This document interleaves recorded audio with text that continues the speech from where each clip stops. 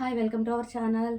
మన ఛానల్ని అయితే తప్పకుండా సబ్స్క్రైబ్ చేసుకోండి. మీ సపోర్ట్ని నాకు తప్పకుండా అందించగలరు. ఎందుకంటే మనం చెప్పుకుంటున్న Bigg Boss reviews, live updates, genuine reviews కోసం మన ఛానల్ అయితే తప్పకుండా ఫాలో అవ్వగలరు. మీ సపోర్ట్ని అయితే అందించండి. ఇక నిన్న కనుక మనకి నామినేషన్స్లో చూసుకున్నట్టయితే కళ్యాణ్ డెమోన్ రీతు మధ్య జరిగిన రచ్చ అయితే ఏదైతే ఉందో దాని గురించి మనం చర్చించుకుందాం. ఇది కళ్యాణ్ ఎందుకు అంత ఎమోషనల్ అయ్యాడు? ఎందుకు అంత కోపం వచ్చింది? ఇన్ని రోజులు లేనిది ఒక్కసారిగా ఎందుకు చూపించాడు? అంటే మొన్న ఫ్యామిలీ వీక్‌లో వాళ్ళ ఫ్రెండ్స్ వాళ్ళు ఇచ్చిన అడ్వైజెస్ ఏవైతే ఉన్నాయో, ఎక్కడ తగ్గద్దు, అడగాల్సిన చోట అడుగు, గట్టిగా స్టాండ్ తీసుకో అన్న మాటలైతే వచ్చాయి మనకి కళ్యాణ్‌కి మొన్న ఫ్యామిలీ వీక్‌లో స్టేజ్ మీదకి వచ్చినప్పుడు కూడా. సో, అందుకే గేమ్ ప్లాన్ మార్చాడా? అగ్రెసివ్ చూపిస్తేనే తను బరిలో ముందుకెళ్తాను, విన్నర్ రేస్‌లో ముందుంటానని అనుకుంటున్నాడా? నిజమే. నాకు కూడా అదే అనిపించింది. పర్టిక్యులర్‌గా నిన్న సిట్యుయేషన్‌లో అయితే నేను అగ్రీ చేస్తాను. ఇన్ని రోజులు లేనిది అక్కడ అంత కోపం తెచ్చుకోవాల్సిన అవసరం ఉందా? ఏ రోజు ఎంత కోపం చూపించాల్సిన సందర్భంలో కూడా చూపించలేదు. ఓకే, ఇది అతని గేమ్ ప్లాన్ అయ్యుండొచ్చు.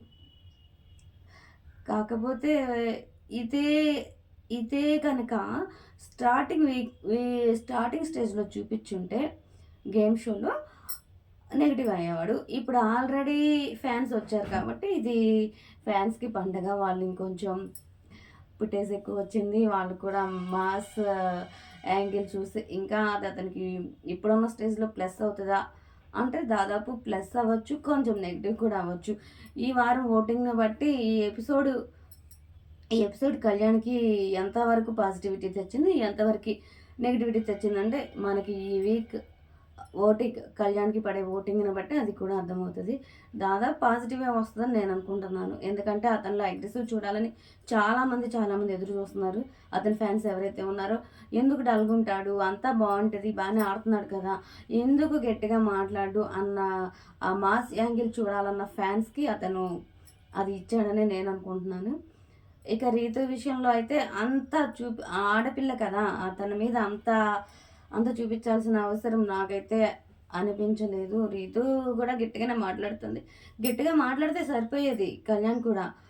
అంత మనుషులు పట్టుకొని లాక్కెళ్ళేంత కోపం ఎందుకు చూపించాడో గానీ, డెమాన్ చేసిందైతే చాలా చాలా పెద్ద మిస్టేక్. తిరిగి తను కూడా వచ్చి గొంతు పట్టేసుకున్నాడు కళ్యాణ్‌ని.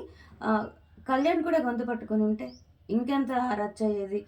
సంజన గారు డెమోన్‌ని పక్కకి తీసుకెళ్తూ నీకోసమే చెప్తున్నాను అని చెప్తూ ఇక డెమోన్‌ని పక్కకు తీసుకెళ్ళడం జరిగింది.